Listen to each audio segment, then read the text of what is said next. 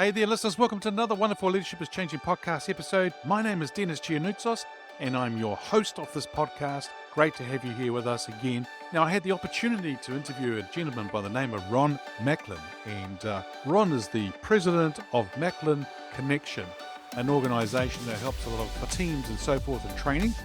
And Ron really realized early in his engineering career that he had a passion for building and leading teams, and he's continued to do that. Now, the thing here is that we talked about various aspects, and one of them was about stepping into your fear.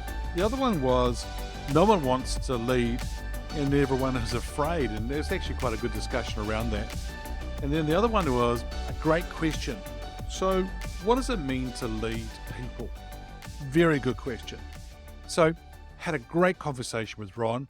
So sit back and enjoy the interview. Welcome to Leadership is Changing. Each week, we and our guests provide information and insights through exploring leading change. This is taking your leadership to another level by finding the balance between executive excellence and personal well-being through stories that inspire real change. It's time to adapt in our fast-moving world when leadership is changing with your host, Denis Gianoutsos. Hey there, listeners. Welcome to another wonderful episode of the Leadership is Changing podcast. Great to have you here with us. And I have a great guest with me today. His name is Ron Macklin. Ron, a massive welcome to you. Thank you. Glad to be here, Dennis. Excellent. Now, whereabouts in the world are you? I'm currently in Overland Park, which is a suburb of Kansas City, Kansas. Cool. And are you originally from that city? Actually not. I was born and raised in Wichita, Kansas, so I'm a Kansas native. And that was like on the west side of the town, but I kind of lived on the edge of the city and out in the country. Yep.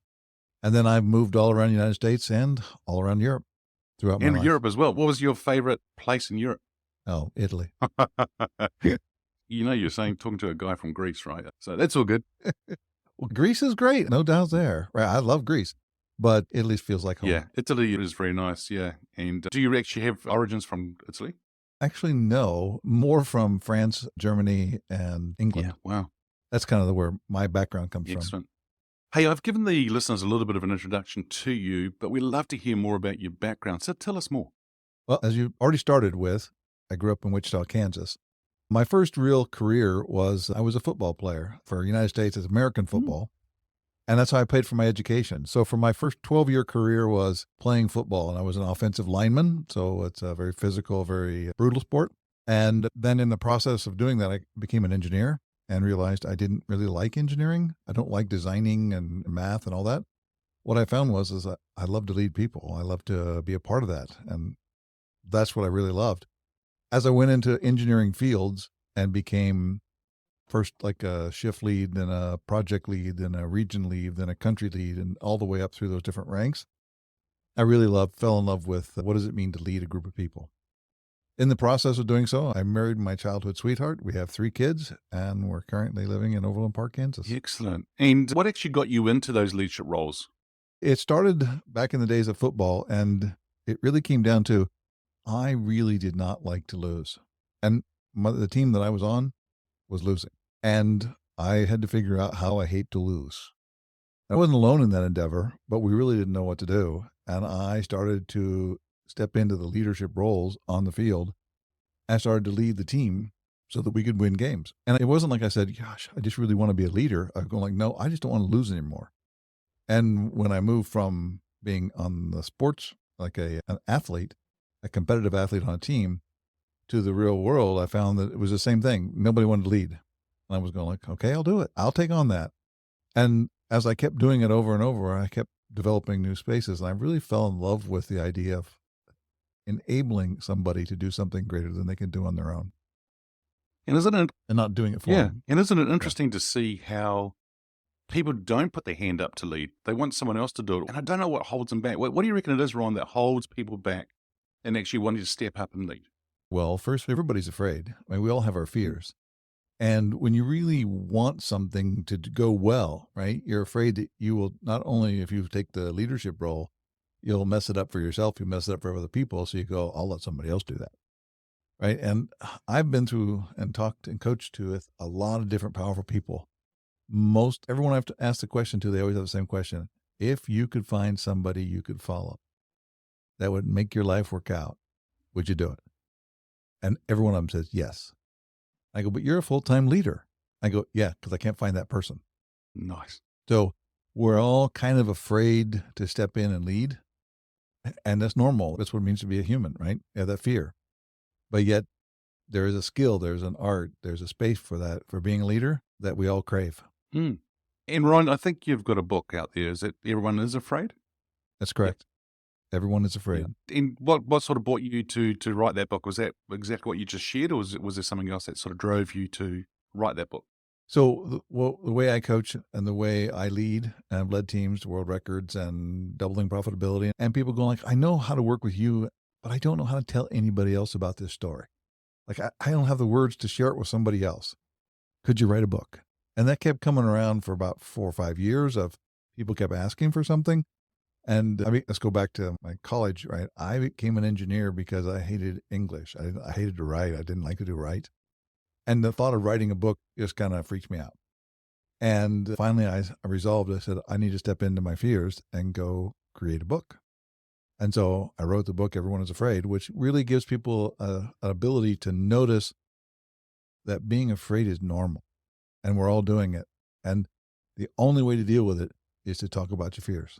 And as you said, step into that fear, right? And I think that the other thing that comes up for me, Ron, is that people say to me, they don't like networking. It's like they don't want to go to events.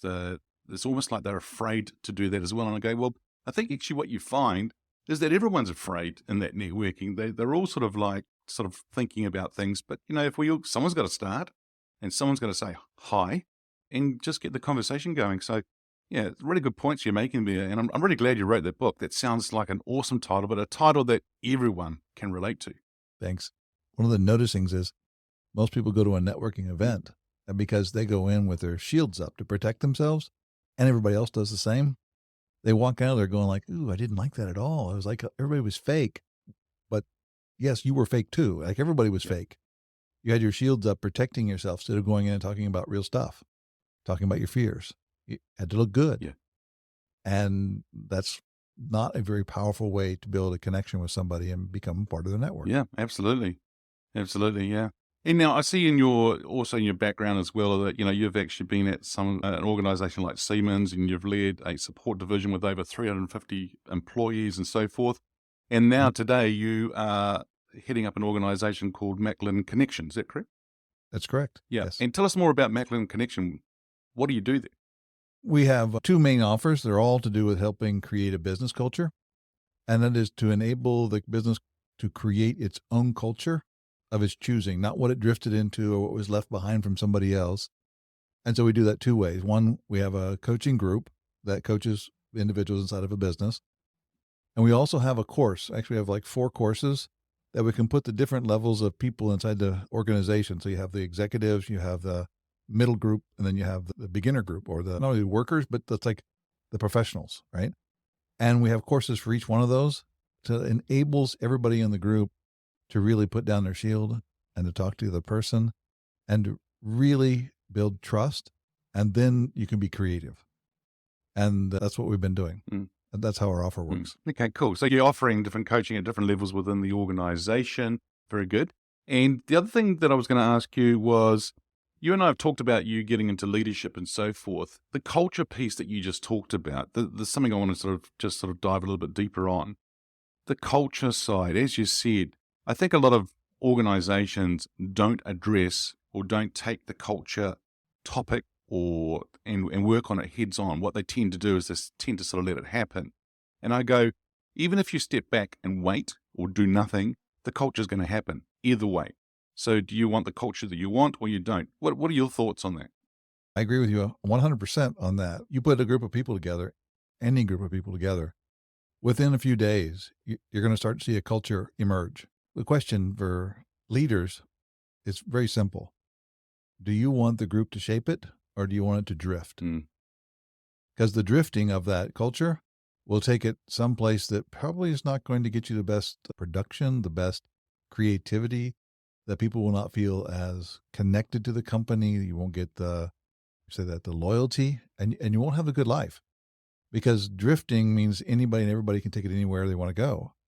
And when you have a leader has a vision and then you enable everybody in there to create their culture together and be aware that you're creating the culture together, it opened up a space that really you can create something that's really amazing and fun. And everybody gets up in the morning and goes, I want to go to work. Like, I'm ready. Let's go.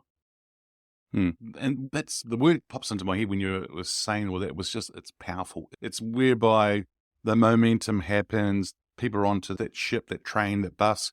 They're all going in the same direction as well. And as you said, it's fun. It's a lot of great fun of doing it rather than being, oh, I don't know, I want to be here. And the other thing too is that it sort of tends to, organizations like that tend to see the attrition rate a lot lower than others that don't have that in place.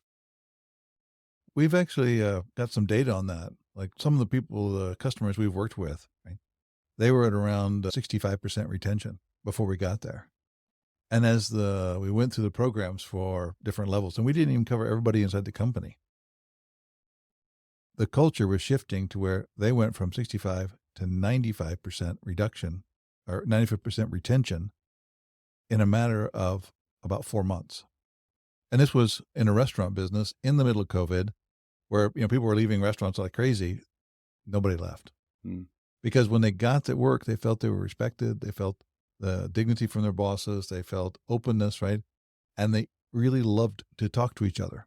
And when somebody would say something to them, they would go, is that what you meant? Versus like, oh, you're a jerk, right?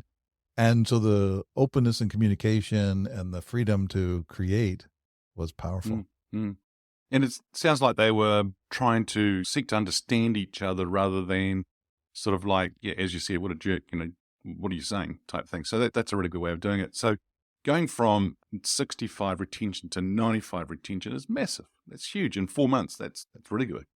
Yeah. It's significant enough that they have credited part of what we do for the survival of their business.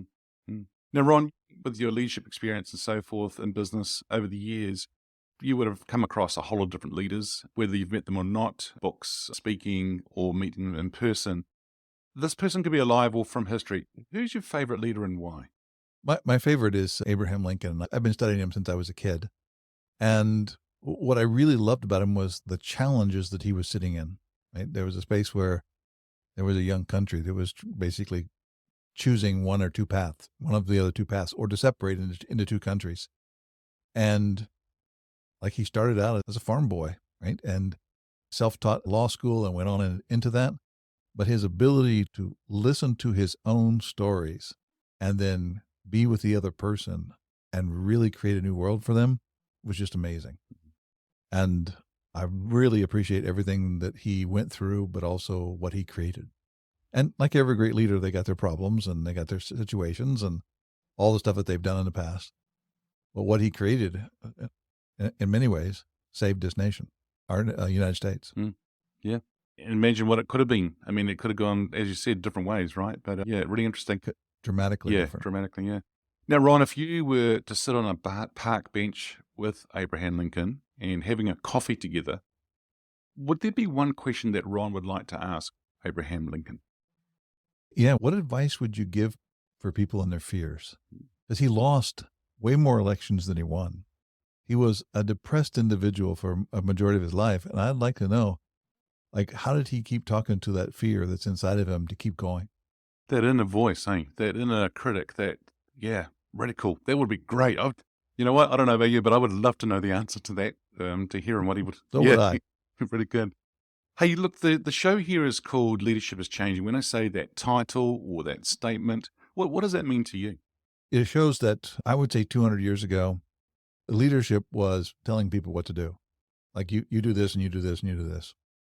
And now, and it's been kind of drifting in different ways, but up until recently, now with the connectivity of everyone through the internet, cell phones, like you and I we're in different days, right? And we're having this conversation, but the connectivity of everybody out there enables a new possibility. And that is self-directed teams, really self-directed teams, to where they become more creative, they become more responsive. People love what they're doing inside there. Now, if you have a self-directed team, that brings forth two things. One, a leader, and being a leader is a visionary. Like, you have to be able to look at the future, create where you want to go, and tell stories about the future. No longer telling anybody else what to do. And then everybody has to have leadership skills. Like when the mechanics of, we talked about earlier, where you go, who wants to be a leader, and no hands come up. Right now, everybody has to have a little bit of leadership skills, because at different times, everybody's going to be leading the group. A self-directed team means that whoever has the best situation and idea is leading at that moment. That means everybody's got to do that. So there's a complete change from I'm a follower, they're a leader, I'm a leader, you're followers, to a leader, or true leader of the group is a visionary, and everybody else has to have some leadership skills and some followership skills to be able to make the organization work. In leadership and in business and life, actually, we talk about the right person for the time. Abraham Lincoln would have been the right person for the time. And I think that's also true in what you're just saying there about self-directed teams. Is going to be the right person for that situation that's happening right there and then.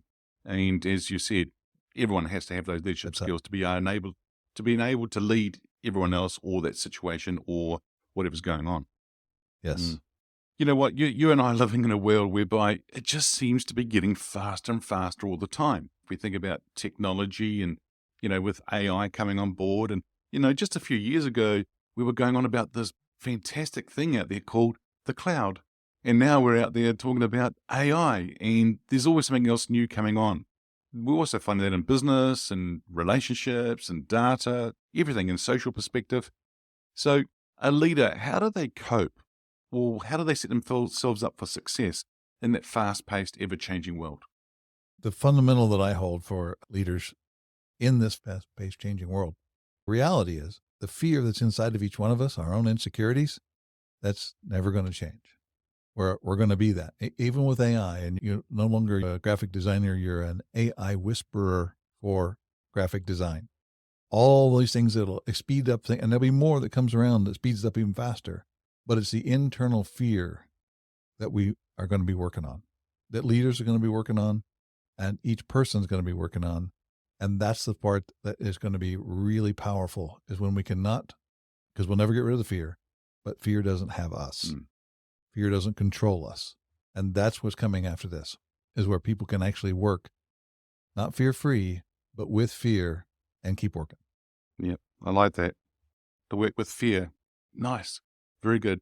And AI, as an example, being the enabler. I like what you just said there too about the AI whisperer. That's pretty cool. Yeah. I wonder if my graphic designers will like me calling them that. But yeah, it's really good. Very, very good. Now, the thing here is, you've alluded to it before as well, when you talked about, people looking for that leader, visionary, so forth, and that leaders are having to work differently. Do you feel that employees' expectations of leaders have changed? I can really notice this, Dennis, and like the difference between somebody who's in their 50s and somebody who's in their 20s.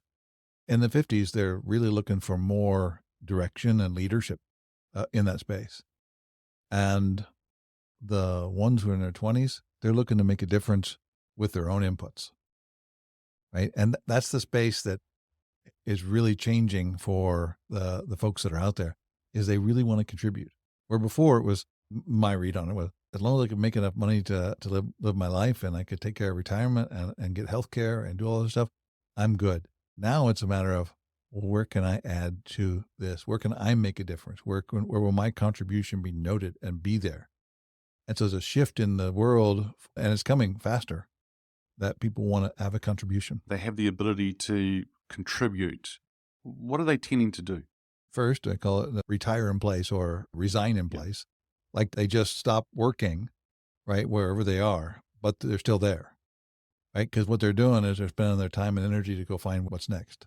And if they can't find it in the companies they work for or the other offers are out there, they're going to start creating their own companies. Right. They're going to start creating their own spaces, because there's enough of them out there that are really looking for that. I mean, that's what I did. I see more and more people who are doing this, where they go, I want to make the difference in the world that I want to make. And if I can't do it here, I'm going to leave. Mm-hmm. Yeah, they definitely vote with their feet and they leave. And, it's interesting to see a lot of people starting their own businesses. And then there's that, going back to the fear piece again, there is a fear of a lot of people making that decision from whether it be a small organization or a large organization. So they're in what I call a 9-to-5 job. And for them to then actually take that leap and actually leave their job to go and start a business, there's that fear. When you transitioned into your business and leaving the role that you have from engineering, wanting to lead people and so forth, what was that transition like for you? Yeah, great question. The first was, it was a lot of fun. Like, it was like the part that I really loved to do in my jobs that I held and the positions I held in other companies, I got to do it full time. And then there's all of the things that you have to learn, right? Everything from marketing to advertising to accounting to paying your taxes to all the other things you have to do to make the business run that I didn't know. I mean, I knew fundamentally I knew them, but not tactically as an entrepreneur. So even though I'd owned businesses that were rental property businesses and other stuff like that, it's different when you're doing this. So the biggest transition for me was how to take on and do everything. Now it's been 6.5 years. And in that 6.5 years, I've got a whole network of people to help me take care of all that stuff. Mm. But at first, that was the biggest challenge, is all those little details and to get done, because doing what you love doesn't mean you can run a business in it. You have to figure out and learn that. Yeah, absolutely. I remember several years ago, my wife and I, we went and saw a lawyer, and he had left as a very senior partner of one of the largest law firms to start his own business. And I asked him that question, what was it like, that transition going from that to this? And he goes, oh, didn't like it at first. And I said, what's that? He says, I have to do everything. And he said, before I had people doing that for me. Yes. And I went, oh, yep. And he goes, yeah, I even have to do the photocopying. I have to do all this stuff. But you know what? As his business then started to grow, he then started to bring in people as well. So then he had another dilemma, which was he knew what to do and he knew the way he liked it to be done. But then it was about him letting go now to allow others to come into his own business, his own little baby, and allow others to take over or help out and so forth. And so he had a different dilemma now. So whatever he was doing, there was the dilemma of I'm doing everything, and that transition to now having to let go to allow others to do it. It was really fascinating to see that whole transition happening. What shows up is that when you work in a company like that, a big company, it has a culture. And then when you leave and you're just alone by yourself, you are the culture. Like whatever you are it, right? And then you start to bring people in, and what you find is like you have to create the culture. Not just like how do you get things done, but how do you create the culture? So it's how they do it, what's their mood, how they show up, how you take care of the customer. All that stuff has to be like spoken, created into language. Otherwise, it doesn't exist. Mm. And I don't know about you, but what I find is that sometimes when I'm working with HR teams in large organizations, so forth, and they have somebody, a leader, whereby great performer, doing very well, but there are some areas that they need a little bit more help on. And then sometimes the HR team or their leader, the person's leader, go, you know what, we probably needing to exit this person. It's not working out. But when I sit back and think about that individual, whether they go and start their own business, whether they go to another organization, they're still taking the strengths and the areas that need to be developed. Still, it hasn't changed. And by them moving, it hasn't changed. And I'm thinking, yeah, you're sort of fixing a problem here, but that person's going off to somewhere else. So what can we do to fix that, help that person? But then the other thing is, actually, is the person the problem? Or is it the organization not actually understanding it and trying to help the person? It's really quite interesting kind of discussion around that whole thinking about that kind of scenario.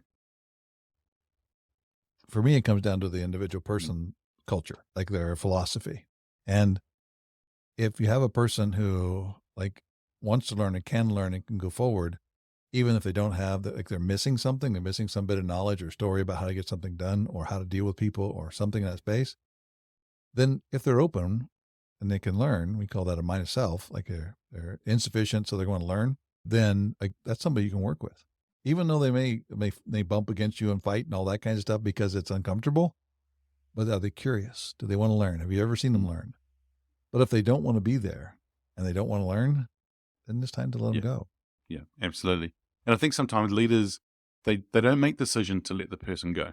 And so then the person's sitting there and it's sad. Yeah, it is sad because that is a lack of, I want to say leadership, but also it's about decision-making and making things happen. And so next minute it's a year, 2 years down the track, the person's bored, they're not providing any kind of value. They're just doing day in, day out. The next minute they may become the problem child, if I can put it that way, in the sense that there's issues. And it could have been easily resolved by having a grown-up discussion and moving forward for the good of everyone. Dennis, I took over an organization I was the fifth manager. There were 5 managers before me in 10 years. So every 2 years they put somebody new in. And so when I got in the organization, I was like number 6 at the 10-year mark of the creation of the organization. And it was failing. I mean, it was losing money, but it was an essential part of the business. And they asked me to come in to help the business grow. Part of my stand is anybody who doesn't want to be there, but they're too scared to quit, we'll let them go. Like, we'll fire them. And we'll do it for the main purpose of they need to go because they want to go. They're just scared. And we have those conversations. We go through the performance plans. We do all those kinds of things in that space, right? Now, we look at my group as a whole, and somebody in HR and corporate noticed that we had fired more people than the rest of the company combined. So they came in and investigated us, said like, oh my God, what are they doing wrong here? They're firing everybody, right? They came in, they went through everyone. I didn't know this till later. They did it at night while I wasn't there. They went through and investigated every line, every person that was fired. And they got to the end and they went, no, every one of those should have been fired. And that same year, we won an award. It was just in Houston, Texas. Best place to work in Houston, Texas. Not because like the people we fired, but the people we got rid of, they didn't want to be here anyway. And now everybody else felt free to be there because they go, everybody wants to be here. Everybody wants to contribute. Everyone wants to engage, right? Everybody loves what they're doing. And we've actually had people from that group who called us up later and say, thank you for letting me go. I had all kinds of other problems and I was hiding behind them, right? So when we let somebody stay, we're actually stealing their life someplace they might love. Ron, I like the way that you just shared that too, that we are stealing it, because we are. I think that, and it's really nice that they came back and said that they needed to move on and they realized it themselves as well. And so if you're in an HR role today and you're listening to this actual episode, maybe sometimes you need to understand the bigger picture of actually what's going on. Because I know a lot of HR teams will go in and investigate what's going on. Must be, Ron, the leader there, must be something wrong. It must be him. But maybe not. Maybe he's taking the Rons in the world afraid in what they're doing, but they're doing it anyhow. They're getting up onto that saddle and going for it. And I think, Ron, a lot of it is leaders are afraid, if we go back to that sort of theme that we've been talking about, of actually having those conversations. A lot of people call them difficult conversations. You don't have to, it doesn't have to be difficult. I know it might feel like that, or we may be afraid, but you know what? Sometimes we have to have the conversation for the better of everybody. Thanks, Dennis. I hold they can be uncomfortable, but I'm not going to design my life around comfort. I'm going to design it around care and passion and creativity. And yeah, my question for them when they got done, they handed us all this report over to us and everything else. And I go, okay, so doesn't this kind of tell you that maybe all the other groups should be firing more people too? But are you going to go investigate them? And they go like, no, we don't do that. No. But that's actually a very good question. That should be, we should be looking at this across all areas of an organization. And it's not just a one-off thing every year, tick in the box. It should be like a performance review. It should be a discussion that's happening all the time. All the time. Yep. All the time. And any space you come up and go, like, there's a problem going on. I go, do they want to be here? I mean, do you think they really want to be here? Or do you think they want to leave and they're afraid to do it? Like, it's got to be a conversation that's ongoing so that people can not have to, like, basically waste their life in a job that they hate. Very good. Now, Ron, you sort of alluded to it before, but I'm going to ask you to get your crystal ball out here and think about the future. Where do you see leadership being in 5 years? It's going to become a responsibility where most people have to have an understanding of leadership. It's going to be a part of a skill that you, like a trait or a skill. You go, oh, it's my turn to lead. And you know what that means. Oh, it's my turn to follow. And you know what that means. Yeah. And knowing that then gives you also the confidence of doing it because you know what to do. Will it be perfect? No. Will you know everything? No. But the thing is, you have the ability and the skill set to be able to lead. And also you have confidence in yourself, but then, and even though there may be people still afraid of doing it, but then people will have confidence in you as well leading. So it's a good way of being. When you have the skill to lead and the skill to follow, you can begin to notice other people's skill to lead, right? And then you're willing to follow them. Like it feeds on itself. And that's what I see is happening is, and in the next 5 years is, more and more people build their skills of leading and following, and then the skill to notice when they should do each one of them. Yeah, very good. Hey, Ron, thanks for joining me today. Now, if people wanting to get a hold of you, where should they go? You can always go to macklinconnection.com, and you can just fill a little form in there and I'll get back with you. Or you can reach out to me on my LinkedIn profile. I'm at Ron Macklin on LinkedIn. And you can always send me an email at ron@macklinconnection.com. Excellent. Well, Ron, it's been a real pleasure talking with you today. So thank you so much for joining me on today's episode. Thank you, Dennis. I appreciate everything that you're doing and the change that you're helping us all create in the world of leadership. Thank you. There you go, listeners. Well, step into your fear and look out for the book that Ron has, Everyone is Afraid. The other thing, too, as I was going to say, is about self-directed teams. Great things that Ron just shared with us about that. But also, let's think about it going forward. Do you need to lead? Yes. And what do you need to do to prepare yourself to help yourself lead or follow the people within the organization? Hey, thanks for joining us on this episode today. Until next time, bye for now. Thank you for listening to this episode of Leadership is Changing with your host, Denis Gianoutsos. Each week, we and our guests provide information and insights through exploring leading change, inspiring executives and leaders to adapt and lead a bigger game in a fast-moving world.